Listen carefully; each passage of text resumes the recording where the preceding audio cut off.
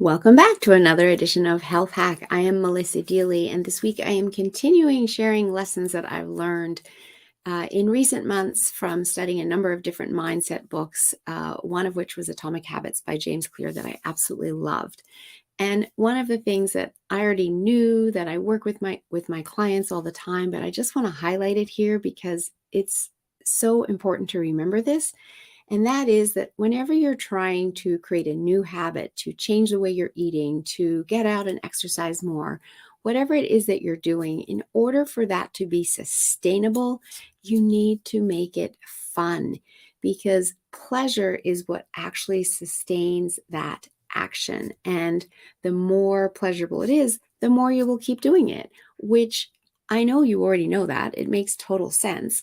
But what are you doing to make these things fun?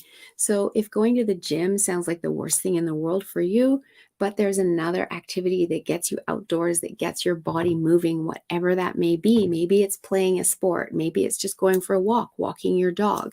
Maybe it's going for a walk with a girlfriend. Maybe it's going and sitting on a park bench initially and just using that bench to do a little bit of movement, stretching, etc., just to get you started. Whatever it is, find a way that it's pleasurable so that you want to keep doing it. And then the more you enjoy it, the more you will continue to do it. And it's the same with when I work with clients and I'm changing the way they're eating, because perhaps they've learned about food sensitivities and they have to take foods that they like out of their diet, and that can feel awful. It can feel scary. Some of those might be comfort foods and it doesn't feel good to have to remove them. But what I offer is recipes that are absolutely delicious, that are dairy-free, gluten-free, egg-free, whatever their food sensitivities might be, in order to make it much easier for them to shift into eating in a way that supports their body, that gets rid of the symptoms that they might be suffering from. And guess what? Once they start doing that and they start feeling better, it becomes pleasurable to eat that way. And they continue to eat that way because they like how they feel. And every once in a while, they might fall off, they might eat a pizza, and that's not the best thing for them. And then they feel like crap. And that's that reminder from their body that that's not what the body needs right now. And that is not pleasure, that is suffering. And so it's a heads up to, hey, go back to what they were doing that was bringing them pleasure and satisfaction.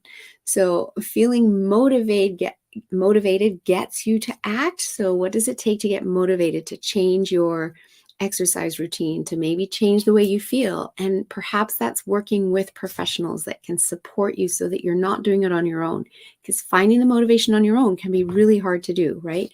But when you work with others so that you're feeling supported, you're feeling guided, that helps you build the motivation because you know there's someone that believes in you. That gets you to act.